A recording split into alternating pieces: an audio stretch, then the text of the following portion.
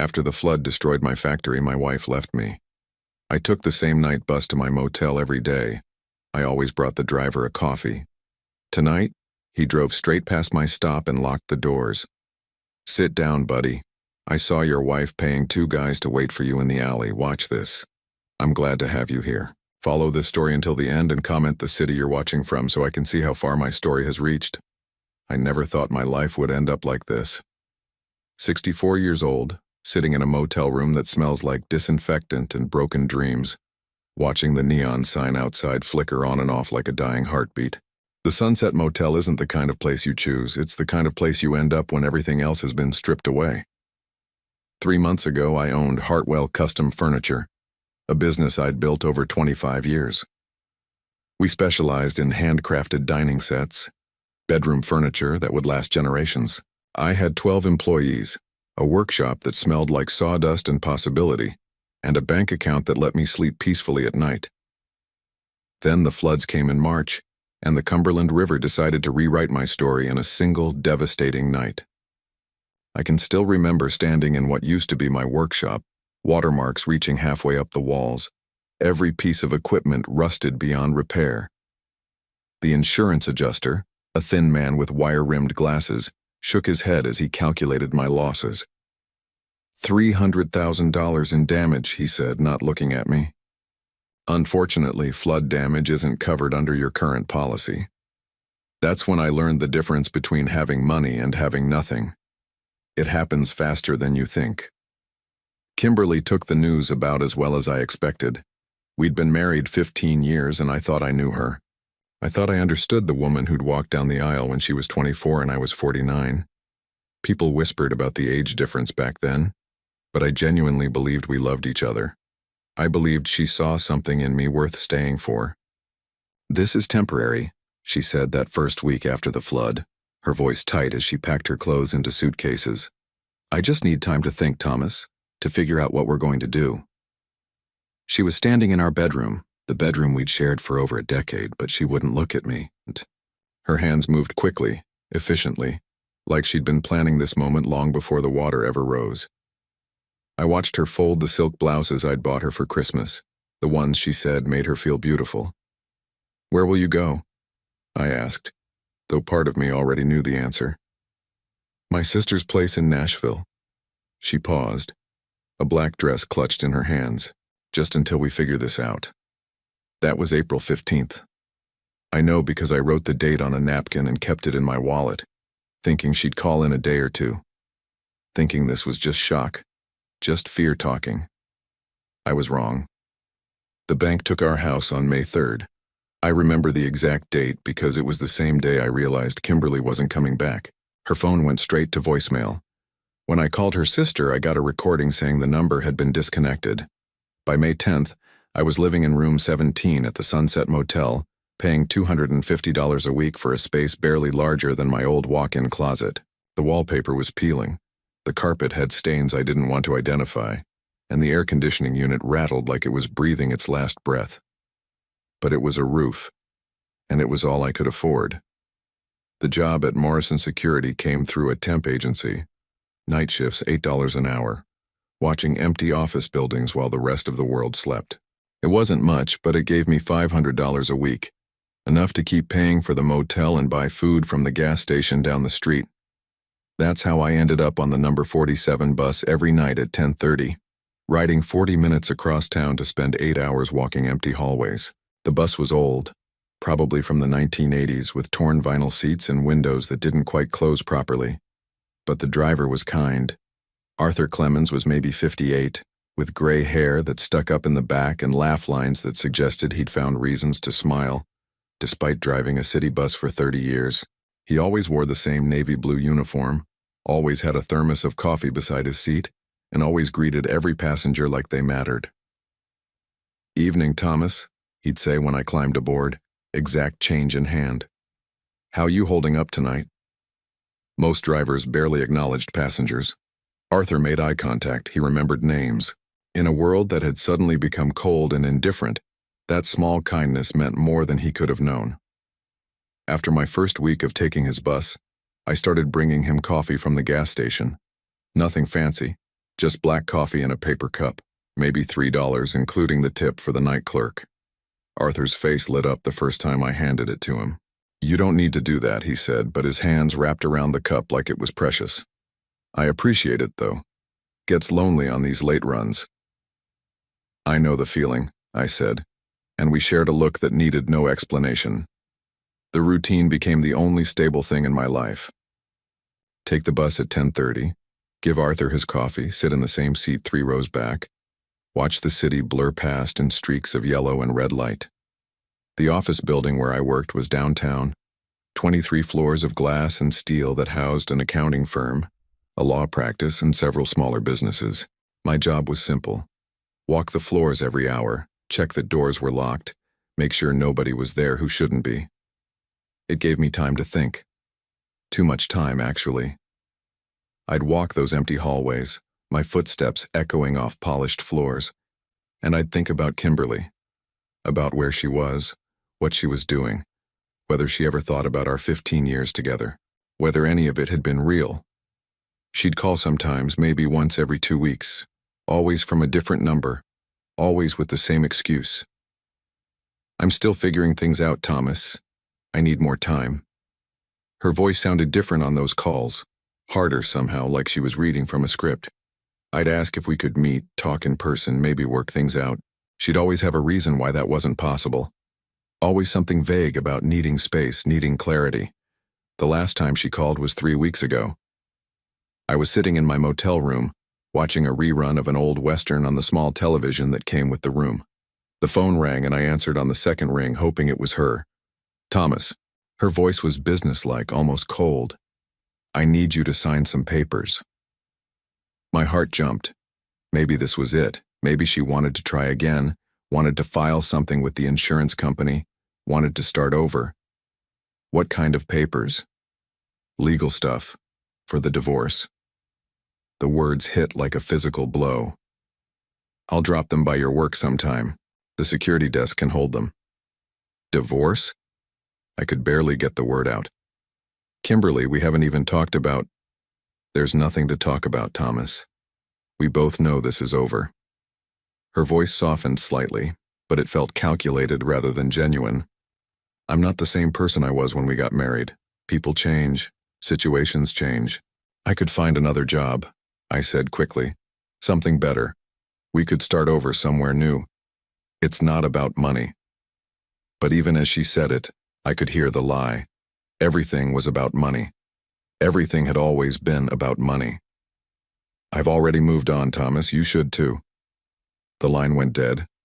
I sat there holding the phone for maybe 10 minutes, listening to the dial tone, waiting for her to call back and tell me it was all a mistake. She never did. That night, riding the bus to work, Arthur noticed something was wrong. He always noticed. "You look like someone ran over your dog," he said as I handed him his coffee. "Everything all right?" I considered lying, telling him I was fine, keeping my problems to myself like I'd been doing for months.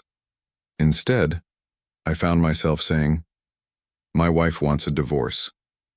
Arthur nodded slowly, like he'd suspected this was coming. "How long you been married?" 15 years. The number felt heavy in my mouth. "She left when I lost my business, said she needed time to think. And now? Now she says she's moved on." I sat down in my usual seat, feeling older than my 64 years. Guess I was the only one who thought we still had a chance. Arthur was quiet for a long moment, navigating through downtown traffic. Then he said, "Some people stick around for the good times and disappear when things get hard.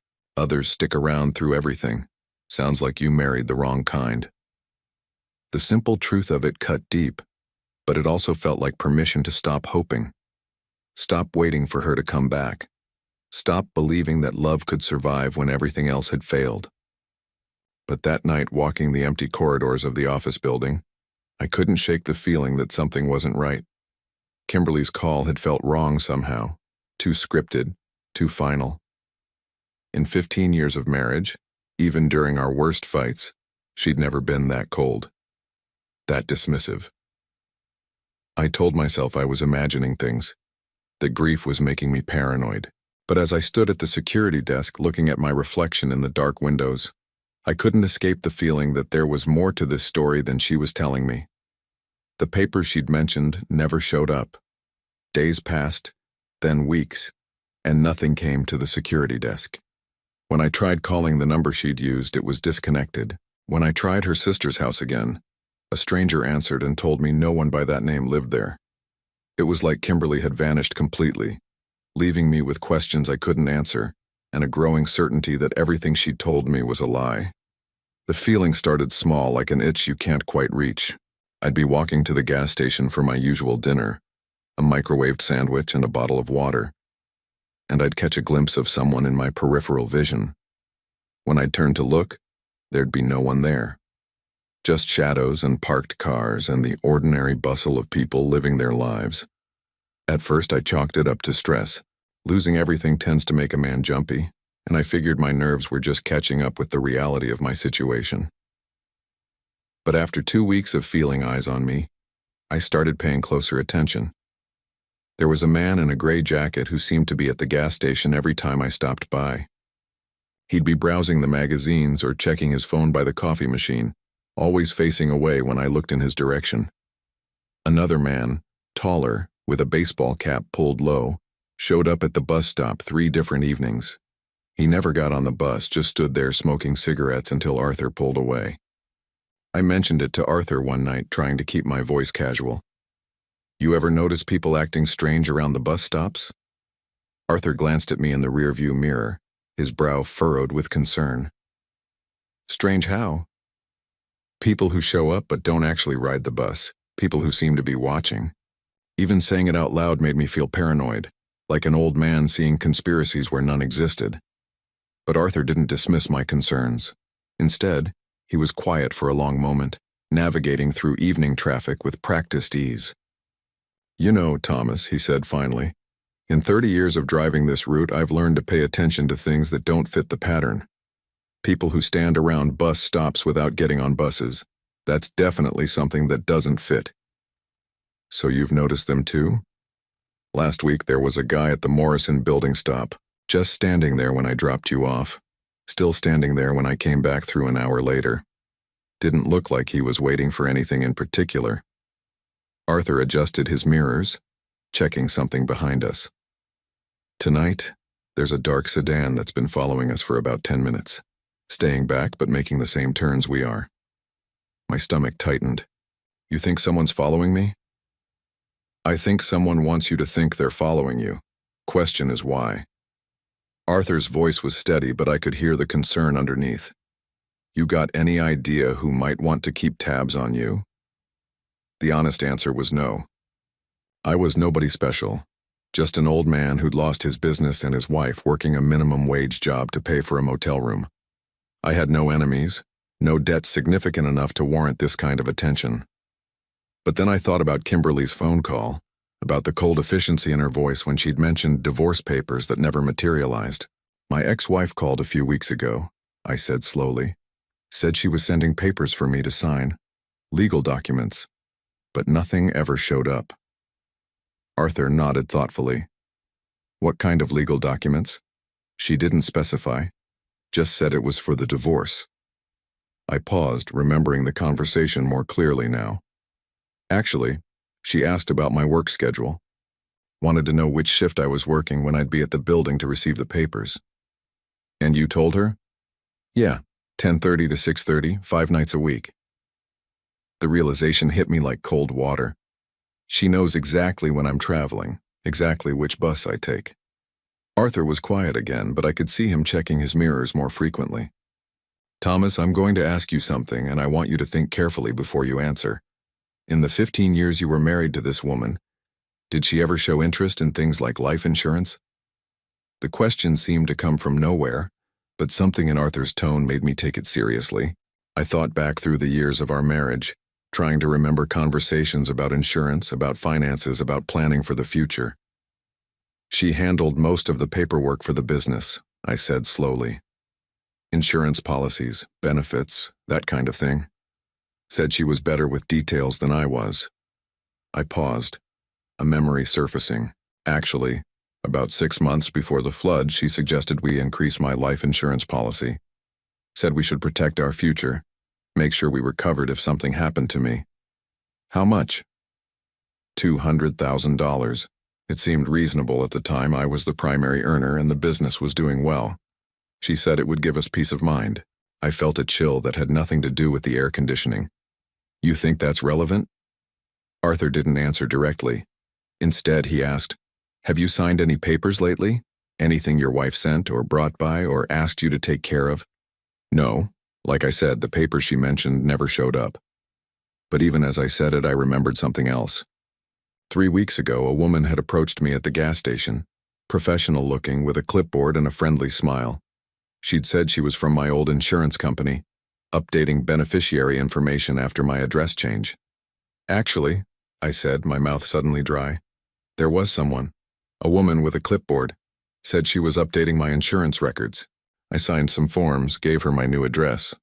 Arthur's hands tightened on the steering wheel. What did she look like? Blonde hair, maybe mid-30s, well-dressed. She had proper paperwork, knew details about my policy that seemed legitimate. I tried to remember more specifics, but the interaction had been brief, routine. She said it was standard procedure when a policyholder changed addresses. Thomas, I need to tell you something. Arthur's voice was careful, measured. I've been driving city buses for 30 years. Before that, I worked security for a private investigation firm. I've seen enough to recognize when someone's being set up. The words hit like a physical blow. Set up for what?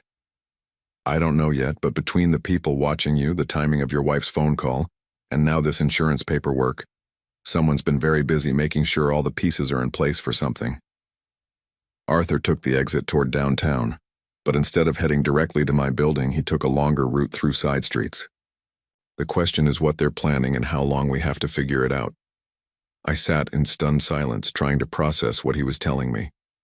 The idea that Kimberly might be involved in something sinister seemed impossible. Yes, she'd left when things got bad, but that didn't make her a criminal. People fell out of love. People got scared when their security disappeared. That didn't mean they were capable of... Capable of what? I asked out loud, realizing Arthur hadn't actually specified what kind of setup he thought this was. Arthur was quiet for a long moment. When he finally spoke, his voice was gentle but firm. Thomas, when someone updates a life insurance beneficiary and then has people following the policyholder, there's usually only one reason. They're making sure they'll be in the right place at the right time to collect. The implication hung in the air between us like poison gas. My wife, my ex-wife, was planning something that would result in her collecting on my life insurance policy. And there was only one way that could happen. She wants me dead, I whispered, the words feeling unreal even as I spoke them. I think she wants it to look like an accident, Arthur corrected. Arthur, which means we need to be very, very careful about where you go and when you go there. We pulled up to the Morrison building, and Arthur turned in his seat to look at me directly. Listen to me carefully. I want you to work your shift like normal tonight, but I want you to pay attention to everything. Every person you see, every car that doesn't belong, every sound that seems out of place. And tomorrow night we're going to have a different conversation about what happens next. I got off the bus feeling like I was walking in a dream, or maybe a nightmare. The familiar routine of checking in with the night security desk, collecting my keys and radio, walking the empty floors felt different now. Every shadow could hide a threat. Every strange noise could signal danger. At 2 a.m, while making my rounds on the 15th floor, I called the insurance company from my cell phone. The automated system let me check my policy status without speaking to a human. The policy was active, premium paid through the end of the year. Beneficiary, Kimberly Ann Hartwell. She was still listed as my wife, still set to receive $200,000 if something happened to me. And according to the paperwork that blonde woman had shown me, my address had been updated to reflect my new residence at the Sunset Motel, which meant someone knew exactly where I lived, exactly when I was most vulnerable, and exactly how much money my death would be worth. I spent the rest of my shift checking locks and rechecking them, jumping at every settling sound the old building made. By morning, I was exhausted, paranoid, and absolutely certain that Arthur was right. That Tuesday night started like any other. I climbed aboard the number 47 bus at 10:30, Arthur's coffee in hand, trying to shake off the paranoia that had been eating at me for weeks. The coffee was still hot. I'd bought it just minutes before from the gas station, where the night clerk had given me his usual nod and wished me a safe shift. "Evening, Thomas," Arthur said as I dropped my exact change into the fare box. But something was different in his voice tonight. There was tension there, a careful control that made me look at him more closely.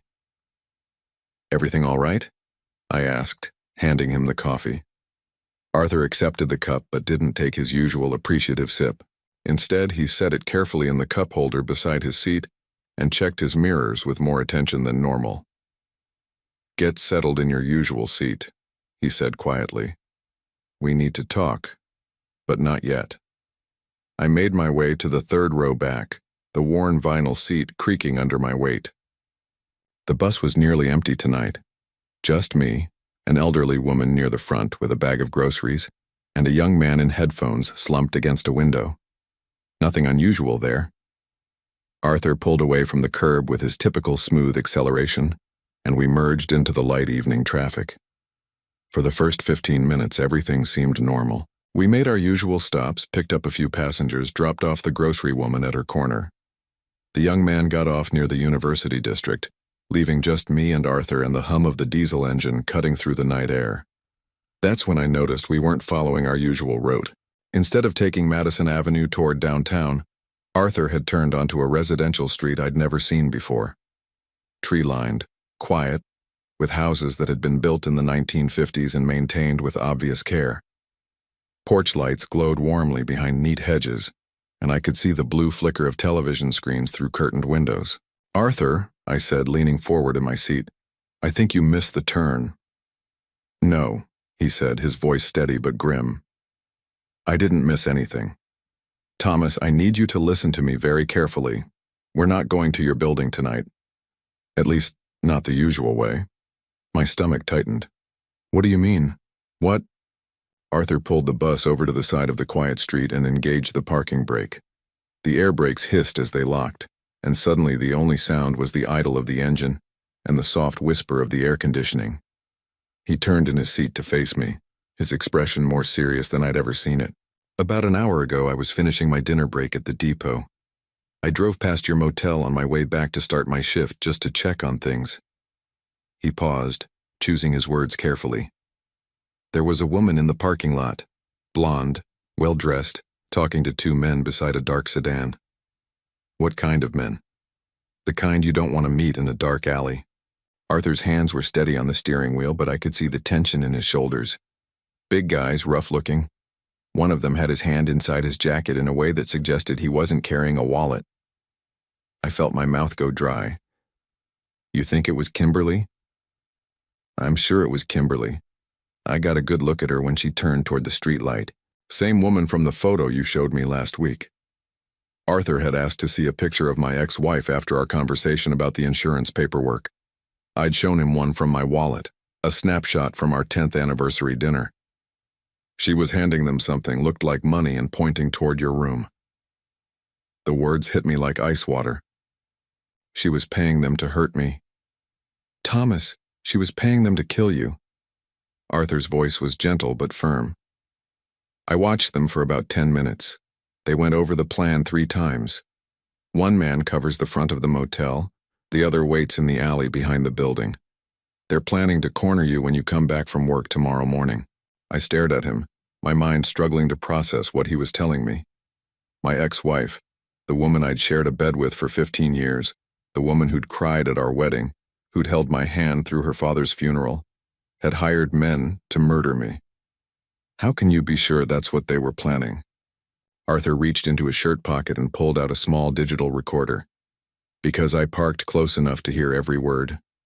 He pressed play, and Kimberly's voice filled the small space of the bus.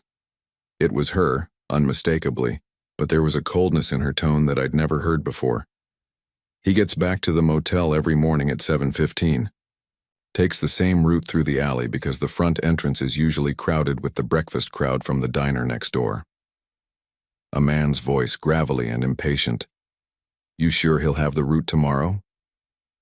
He's worked the same schedule for 2 months. He's a creature of habit. Kimberly's laugh was bitter. That's part of what made this so easy to plan. Another man's voice. What about witnesses? The alley's isolated. No cameras, no foot traffic at that hour. You'll have plenty of time to make it look like a robbery gone wrong. Her voice was businesslike, discussing my death like it was a routine transaction. Just make sure it's quick. I don't want him to suffer. The recording ended, leaving us sitting in silence broken only by the rumble of the bus engine. I felt numb, like I was floating outside my own body, watching this happen to someone else. She doesn't want me to suffer, I said finally, my voice hollow. How thoughtful of her. Arthur turned the recorder off and slipped it back into his pocket. There's more. After they finished going over the plan, she gave them an envelope. Thick one. I'd guess there was at least $5,000 in there, maybe more. Down payment? That's what it sounded like. The rest when the job's done. Arthur checked his mirrors again, a habit that seemed more pronounced tonight. Thomas, this isn't just about insurance money. A woman doesn't hire professional killers over $200,000. There's something else going on here. I thought about that for a moment, trying to remember anything from our marriage that might explain this level of planning, this depth of betrayal. She handled all the financial paperwork for my business. Insurance, taxes, vendor contracts. She had access to everything. Did you ever check what she was doing? Verify the paperwork. I trusted her.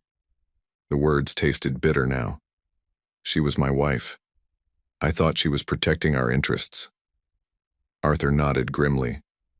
Trust is a beautiful thing until someone weaponizes it against you. He put the bus in gear but didn't pull away from the curb yet. Here's what we're going to do. I'm going to drive you past your motel, but we're going to stay on the main street. I want you to look toward the alley behind the building and tell me what you see. We drove in silence for about 10 minutes, winding through residential neighborhoods before merging back onto the main thoroughfare. The Sunset Motel came into view, its neon sign casting pink and blue shadows across the cracked parking lot. Arthur slowed as we approached, giving me a clear view of the building. There, I said, pointing toward the narrow alley that ran behind the motel. 2 men, one by the dumpster, one near the fire escape. Same 2 from earlier, Arthur confirmed. They've been in position for about 3 hours now, waiting for you to come home from a shift that ended 2 hours ago. It was surreal, seeing my own would-be killers standing casually in the shadows, probably checking their phones or smoking cigarettes while they waited for me to walk into their trap. If Arthur hadn't been paying attention, if he hadn't cared enough to check on me, I'd be dead by sunrise. What now? I asked. Now we call the police, Arthur said, pulling out his cell phone. But first, we need to get you somewhere safe, somewhere these guys can't find you. What about my things, my clothes, my medication? Thomas, your medication won't do you much good if you're dead. Arthur's voice was patient but firm. We can worry about replacing your belongings later. Right now, we need to worry about keeping you alive. As he dialed 911, I found myself thinking about the coffee I'd brought him every night for the past 2 months. $3 worth of kindness that had saved my life. If I'd been the kind of passenger who just paid his fare and kept to himself, Arthur never would have gotten invested in my welfare. He never would have driven past my motel to check on things. He never would have positioned himself to overhear Kimberly's conversation with her hired killers. This is Arthur Clemens, city bus driver, badge number 4789, he said into the phone. I need to report a planned murder in progress. While Arthur gave the police dispatcher our location and details about what he'd witnessed, I stared out the bus window at the motel where I'd been living for the past 2 months. Room 17, with its peeling wallpaper and rattling air conditioner, had been a refuge from the worst period of my life. Now it was a crime scene waiting to happen. The dispatcher asked Arthur to stay on the line while units were dispatched to the scene. We sat in the bus, engine idling, watching the alley through the windshield like we were observing some deadly wildlife in its natural habitat. "Arthur," I said quietly, "why did you get involved?"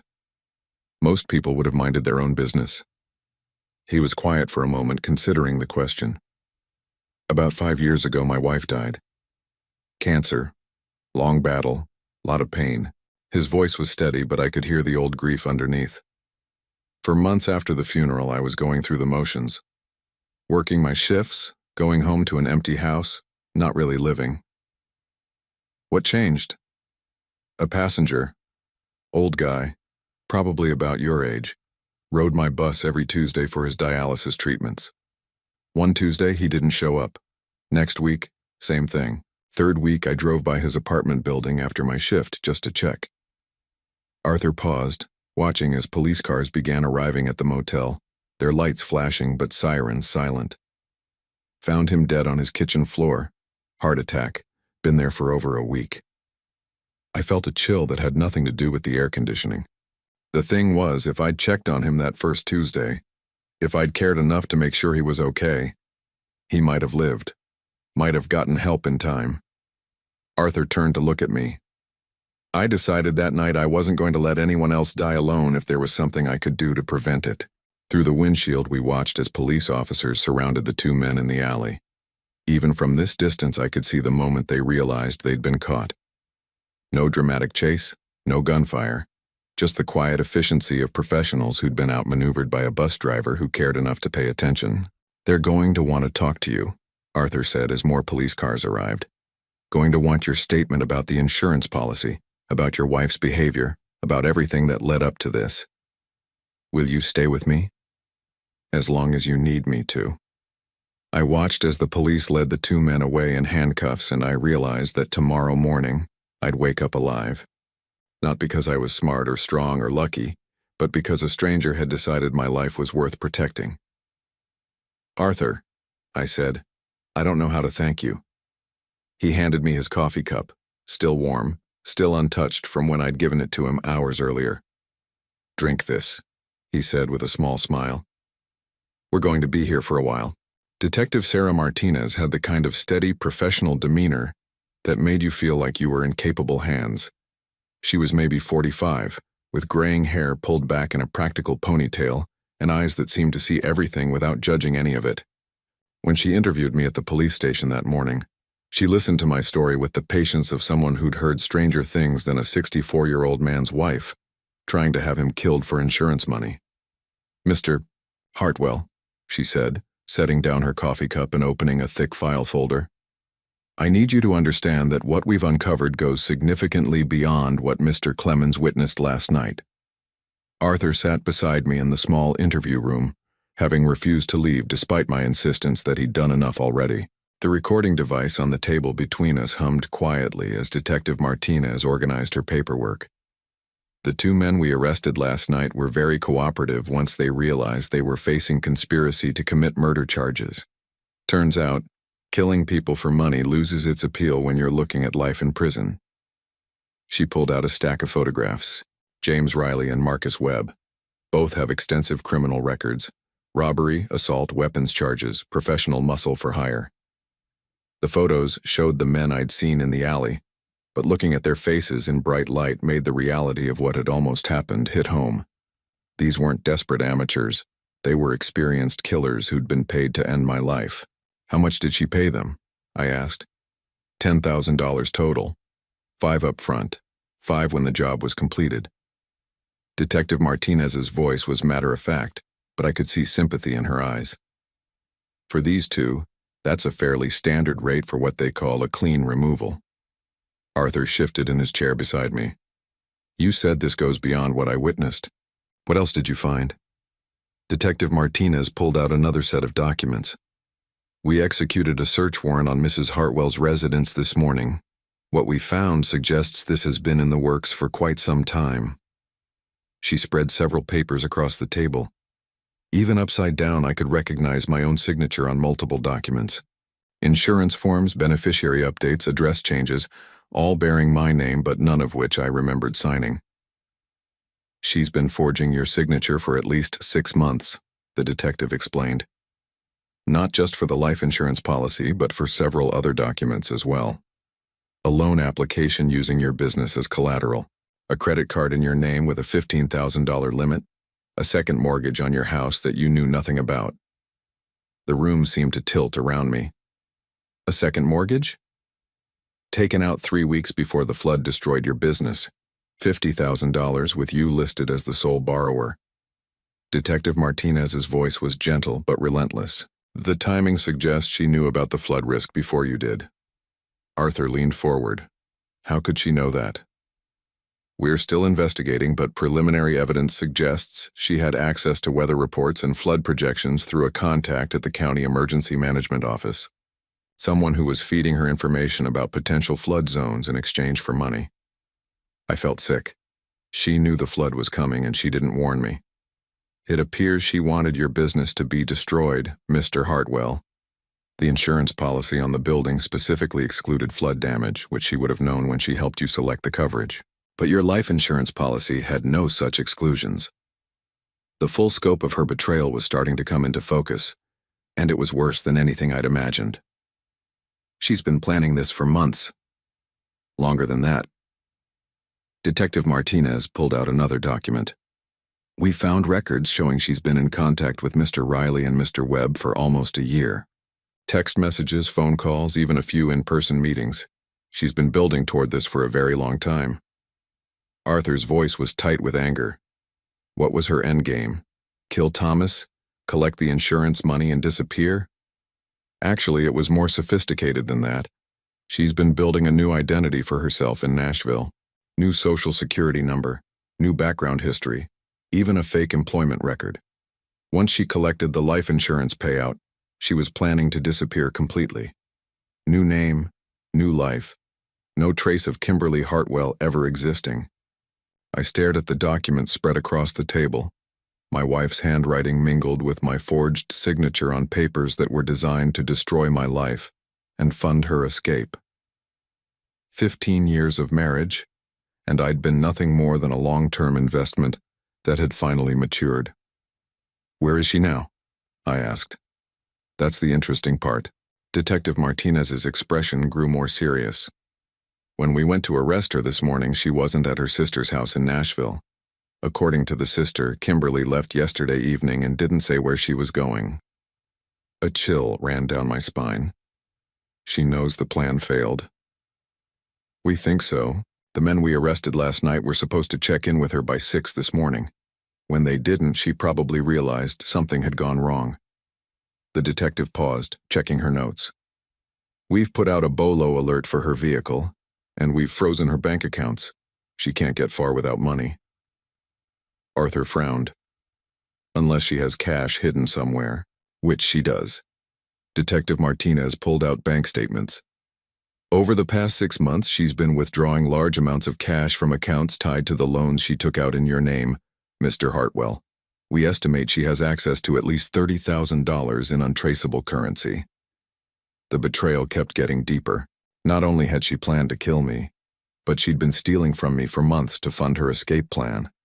Every signature she'd forged, every document she'd falsified, every lie she'd told me about needing time to think. It had all been part of a systematic destruction of everything I'd built. Detective, I said, trying to keep my voice steady. What happens now? Now we find her.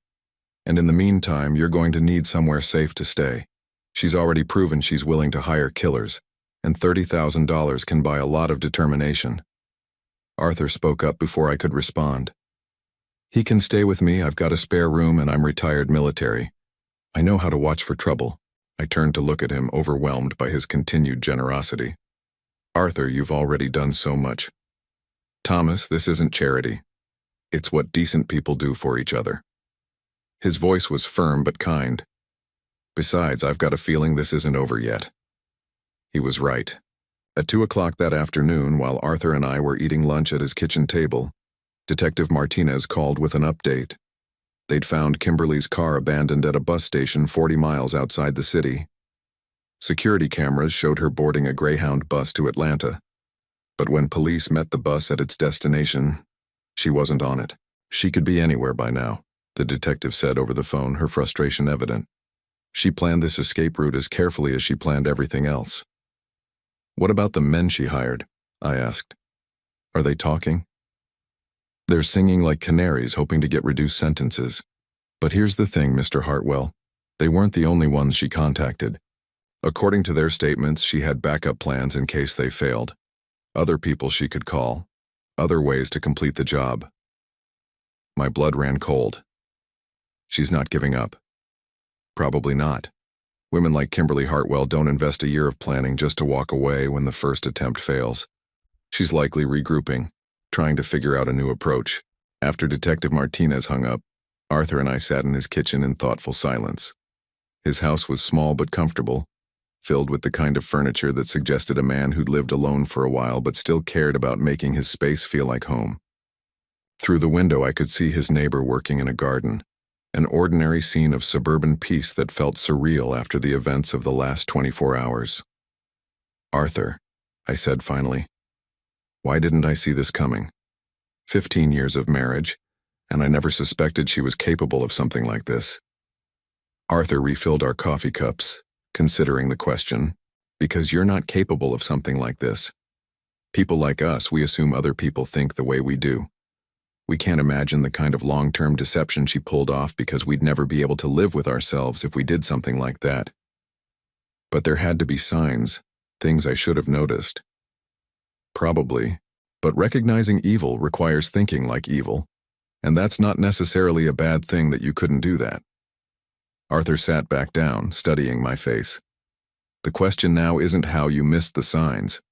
The question is what you're going to do with the rest of your life. It was a question I hadn't had the luxury of considering. For months I'd been focused on day-to-day survival, paying for the motel room, working enough hours to afford food, getting through each day without falling apart completely. The idea that I might actually have a future, that I might be able to build something beyond mere survival hadn't occurred to me. I don't know, I admitted. I've lost everything. The business, the house, my savings. Even if they catch Kimberly, even if she goes to prison, I'm still a 64-year-old man with nothing to show for 40 years of work. Arthur was quiet for a moment, then got up and walked to a bookshelf in his living room. He came back with a small wooden box, the kind used for jewelry or keepsakes. Inside was a business card yellowed with age. After my wife died, I thought my life was over too. Thought the best years were behind me, and all I had to look forward to was marking time until I joined her. He handed me the business card. Then I met a man who taught me something important.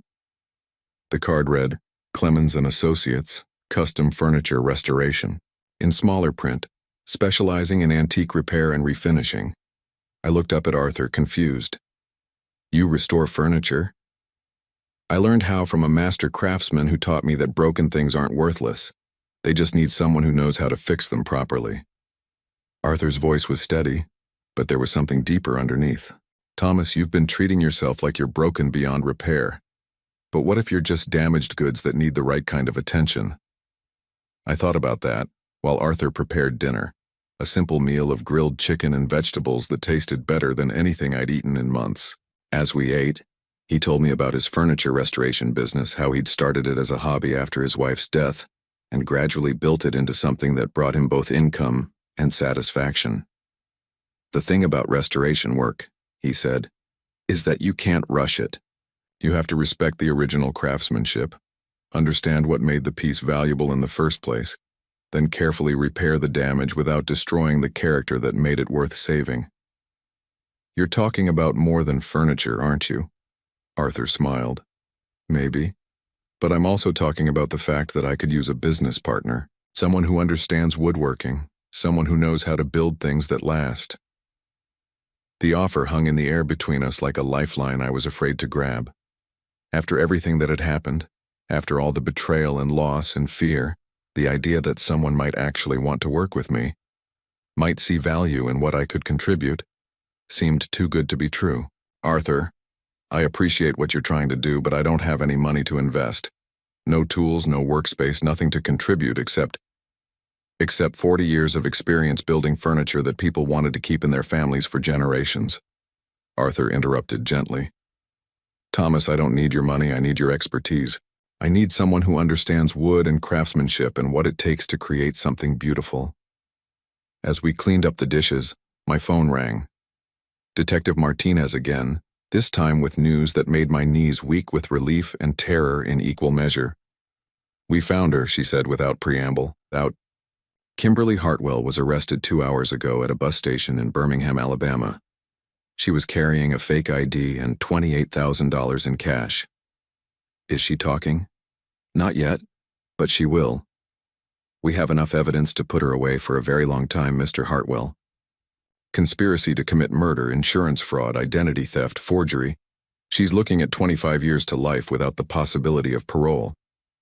After I hung up, Arthur and I sat on his porch watching the sun set over his quiet neighborhood. For the first time in months, I felt like I could breathe normally. The immediate threat was over. Kimberly was in custody. Her hired killers were behind bars, and I was alive. But more than that, I was beginning to understand that survival wasn't the same thing as living. And for the first time since the flood destroyed my old life, I was starting to think about what kind of new life I might want to build. 3 weeks after Kimberly's arrest, Detective Martinez called with an unexpected request. I was in Arthur's workshop at the time, learning how to properly sand a 1930s dining table that had been damaged by decades of neglect. The methodical work was therapeutic. Each stroke of sandpaper revealed a little more of the original wood underneath the accumulated scratches and stains. "Mr. Hartwell," Detective Martinez said when I answered the phone, "I need to ask you something that might be difficult. Would you be willing to participate in a recorded conversation with your ex-wife?" I stopped sanding, my hand frozen above the table's surface. "What kind of conversation?"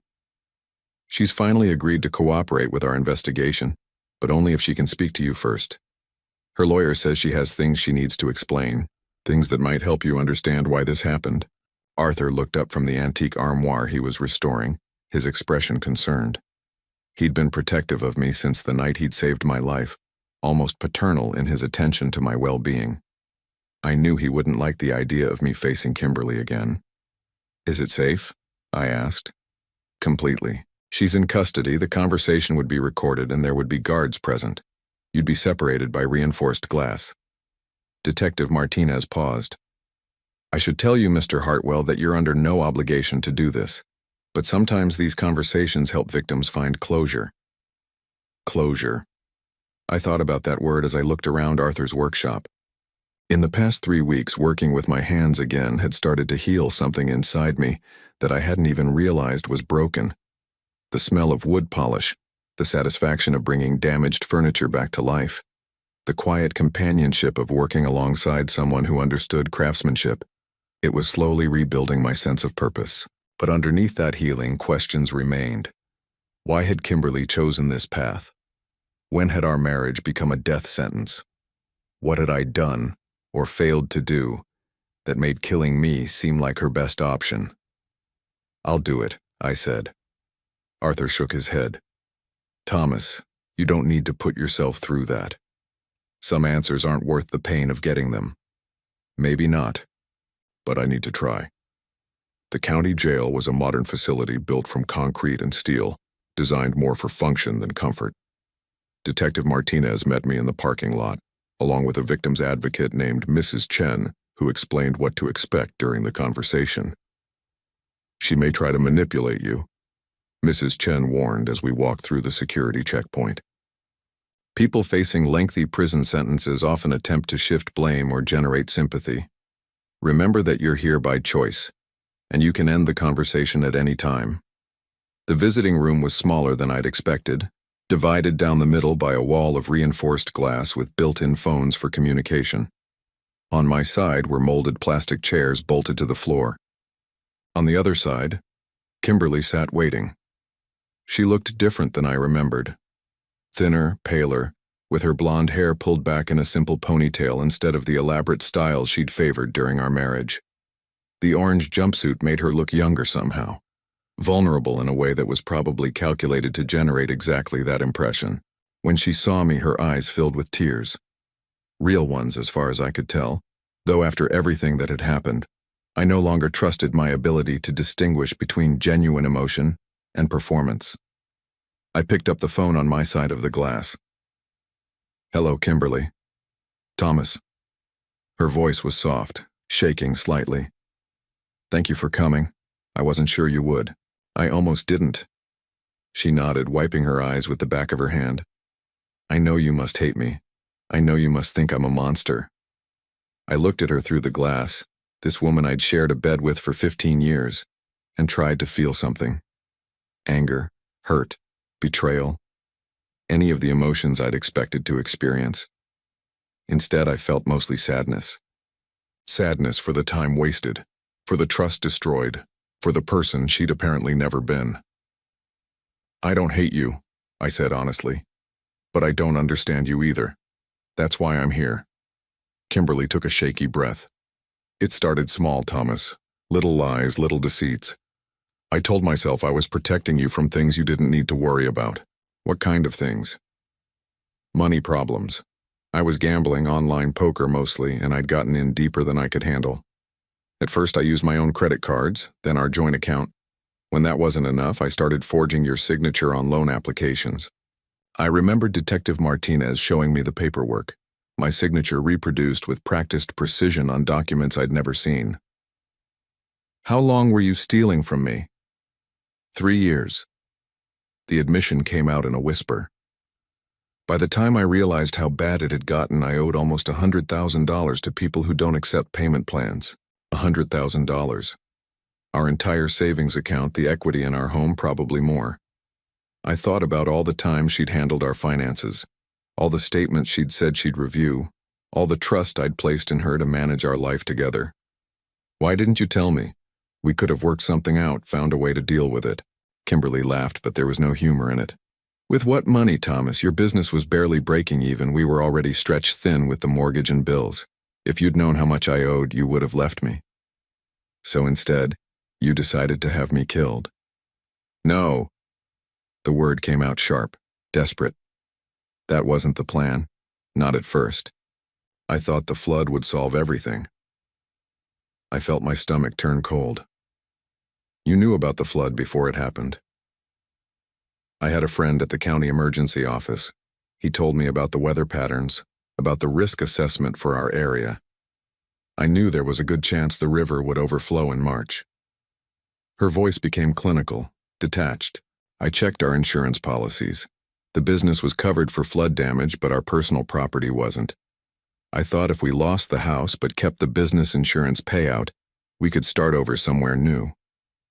The casual way she discussed destroying our home, our life together, was almost worse than the murder plot, but the business insurance didn't cover floods either. I found that out too late. After the flood hit, after everything was destroyed, I realized I'd made a mistake in reading the policy. Kimberly's voice cracked. "Suddenly we had nothing, and I still owed all that money to people who were getting impatient. So you moved on to Plan B. The life insurance was always there, Thomas. $200,000, enough to pay off my debts and start over." She looked at me through the glass, her expression pleading. "I told myself it would be quick, that you wouldn't suffer. I told myself you were already miserable living in that motel, working that terrible job. The logic was so twisted, so self-serving that I almost laughed. You convinced yourself that killing me was a mercy. I convinced myself that it was the only way out for both of us." Tears were streaming down her face now. "Thomas, you have to understand, these people I owed money to, they weren't going to wait forever. If I couldn't pay them, they were going to hurt me, maybe kill me. So you decided to get me killed instead. I thought it would solve everything. The insurance money would cover my debts, you wouldn't have to live with the shame of losing everything, and I could disappear somewhere safe." She pressed her hand against the glass.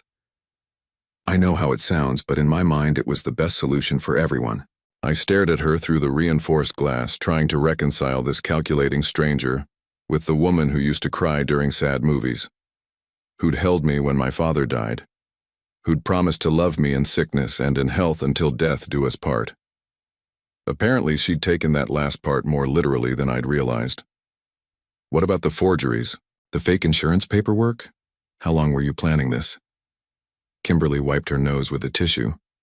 "About 8 months. Once I realized the gambling debts were never going away, I started thinking about alternatives. I researched how life insurance payouts work, what kind of documentation they require, how to make a death look accidental. You researched how to murder me. I researched how to solve an impossible problem. Her voice hardened slightly.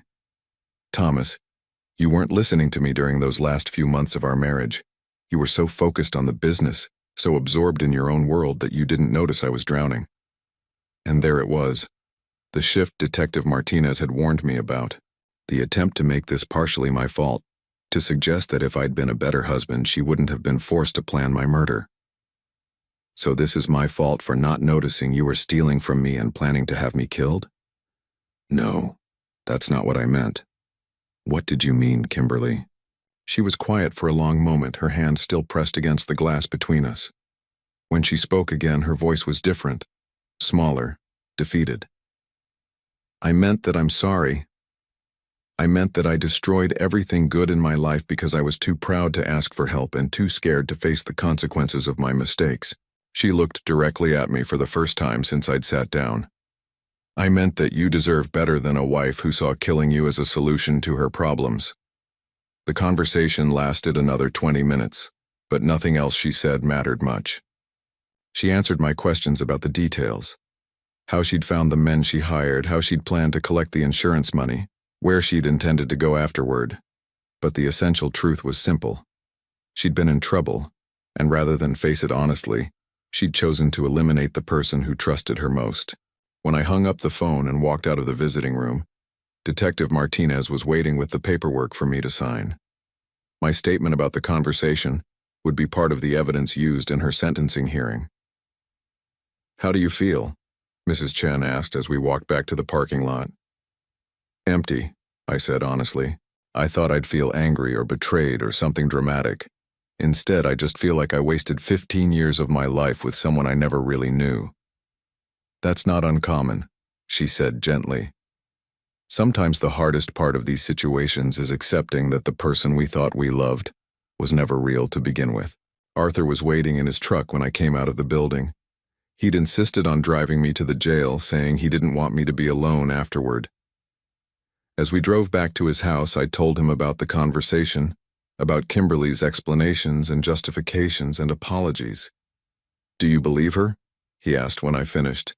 I thought about that as we turned into his neighborhood, past the neat houses with their well-maintained lawns and the kind of quiet stability I'd never appreciated until it was gone. "I believe she's sorry," I said finally. "I believe she's scared and desperate and probably genuinely regretful about how things turned out. But I also believe she would have gone through with it if you hadn't intervened.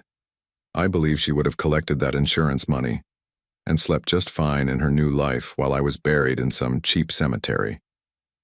Arthur nodded. "Some people are sorry they did something wrong. Other people are just sorry they got caught." That evening, as I helped Arthur apply a final coat of varnish to the dining table we'd been restoring, I realized something important. The conversation with Kimberly hadn't given me closure. It had given me perspective. For months, I'd been torturing myself with questions about what I could have done differently, how I'd failed as a husband, whether I bore some responsibility for the destruction of my marriage. Now I understood that some people are simply willing to do things that others can't imagine. Some people will lie and steal and betray and justify it all as necessary for their survival.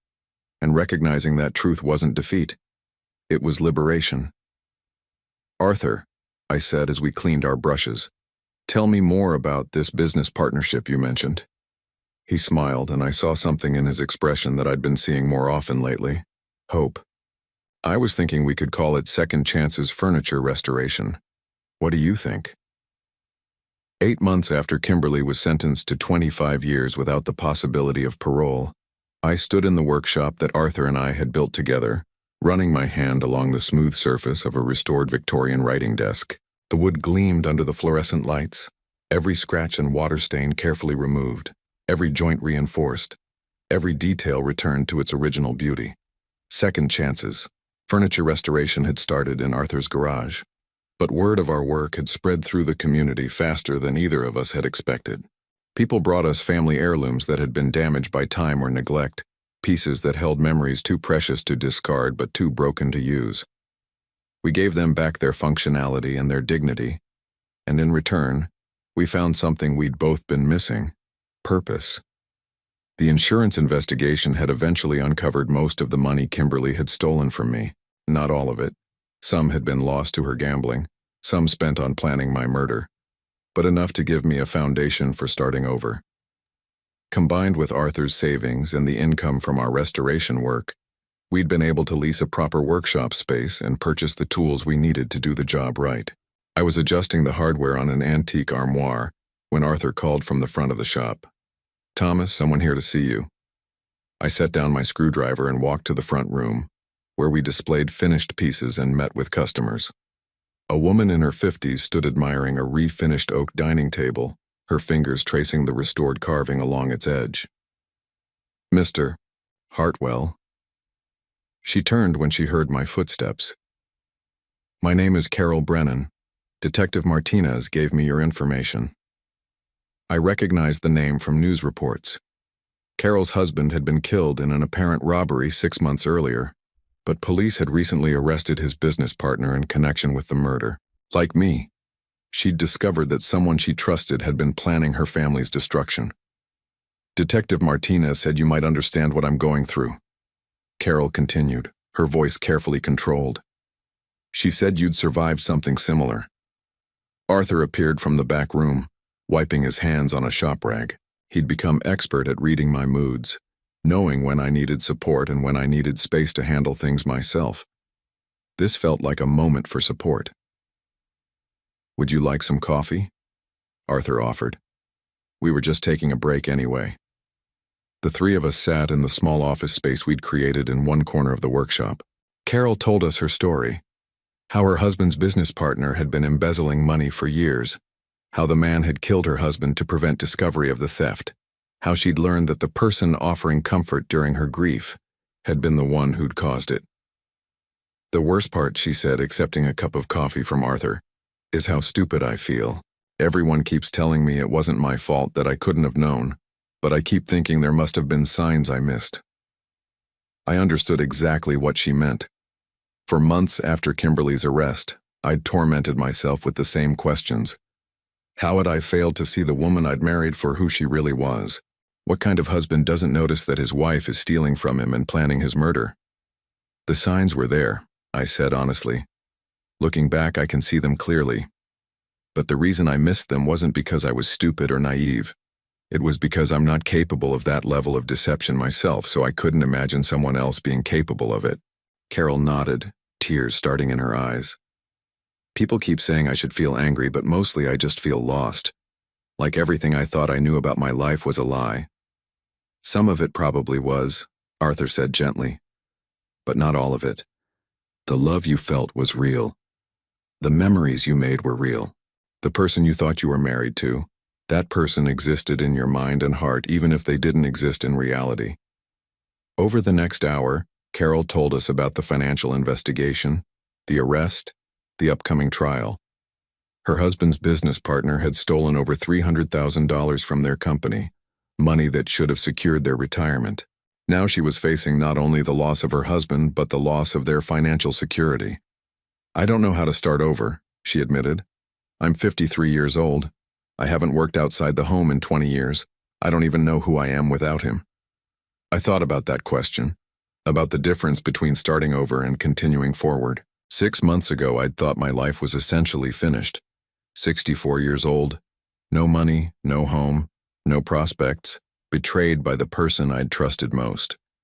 If someone had told me then that I'd be running a successful business with a friend who'd risked his own safety to save my life, I would have thought they were delusional. "Carol," I said, "can I show you something?"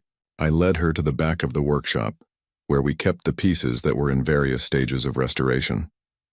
Arthur followed, understanding where I was going with this. "See this rocking chair?" I pointed to a piece we'd been working on for several weeks. When the owner brought it in, it was barely recognizable. The seat was split. 2 of the rockers were cracked. The finish was completely destroyed. She told us it had been her great-grandmother's chair, that 4 generations of women had rocked their babies in it. Carol examined the chair, which was now about halfway through the restoration process. The structural repairs were complete, but we hadn't yet applied the final finish. The owner wanted to throw it away. Arthur continued, said it was too far gone to save, that she should just buy a new one. But look at it now.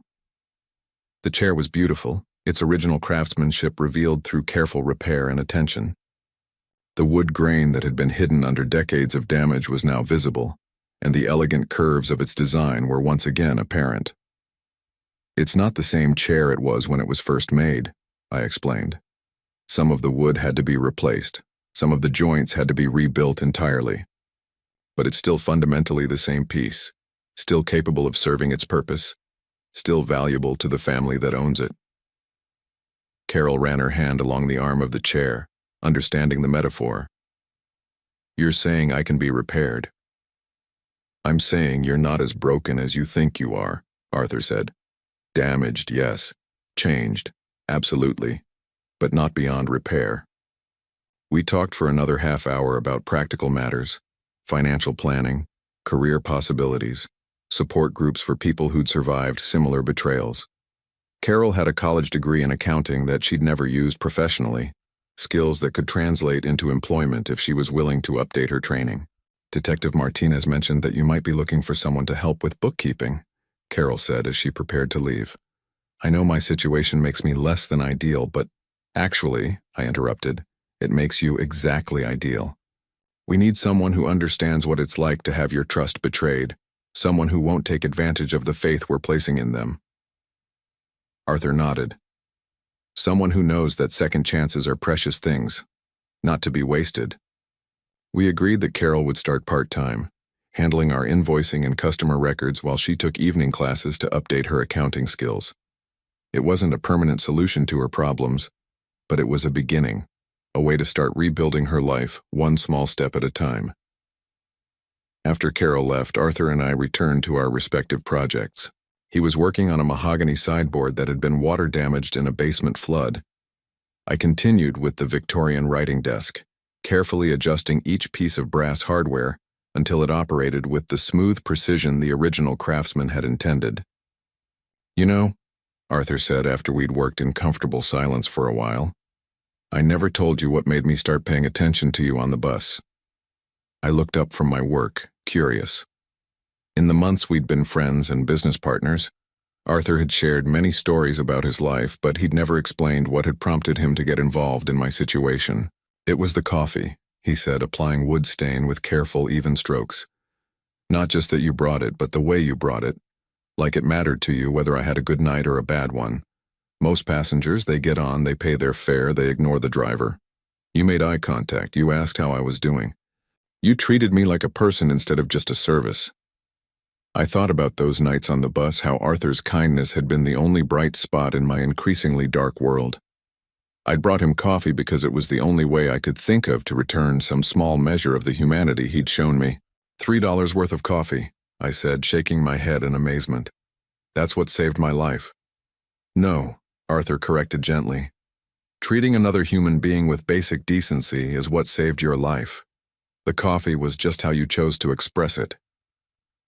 As evening approached, we began cleaning our tools and preparing to close the shop for the day. It was a routine we'd developed over the months, a quiet ritual that marked the transition from work to personal time. Arthur would go home to the house where he'd lived alone since his wife's death, but now he had plans for his evenings, books to read, projects to work on, sometimes dinner with friends he'd reconnected with since his life had taken on new meaning. I would go back to the small apartment I'd rented 3 blocks from the workshop, a place that was simple but clean and entirely my own. No moldy motel rooms, no flickering neon signs, no reminders of the lowest point in my life. Just a comfortable space where I could cook my own meals, read in my own chair, and sleep without worrying about who might be waiting for me in dark alleys. Thomas, Arthur said as we locked up the shop, I've been thinking about expanding. Maybe taking on a larger space, hiring an assistant, really growing this thing into something significant. What did you have in mind? There's a building for sale about 6 blocks from here. Used to be a car repair shop, but it's got good bones and plenty of space for a proper showroom. I was thinking we could display finished pieces, maybe even take custom orders for new furniture built in traditional styles. The idea excited me more than I'd expected. For the first time since losing my original business, I was thinking about growth instead of mere survival, about building something larger than ourselves, something that could outlast us. How much would something like that cost? More than either of us has individually, Arthur admitted.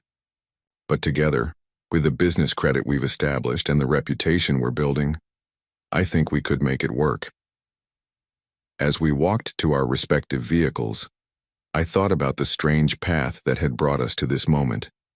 6 months ago, I'd been a broken man living in a motel room, abandoned by everyone I thought I could count on. Now I was planning the expansion of a business I'd built with a friend who'd risked everything to save my life. "Arthur," I said as we reached his truck, "do you ever wonder what would have happened if you hadn't been paying attention that night? If you'd just driven your route and minded your own business?" He was quiet for a moment, considering the question. "I wonder about a lot of things, but mostly I'm grateful that I learned to pay attention to the people around me. My wife used to say that we're all connected in ways we can't see, that small acts of kindness ripple outward in directions we never expected. She sounds like she was a wise woman." "She was, and she would have liked you." Arthur smiled, the expression transforming his weathered face. "She would have said that saving your life was just the universe's way of saving mine too." As I drove home through the quiet streets of our neighborhood, I reflected on the truth of that statement.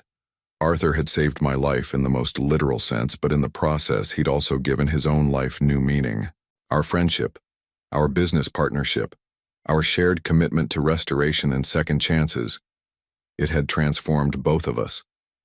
At home, I made a simple dinner and sat at my kitchen table reading a book about advanced woodworking techniques.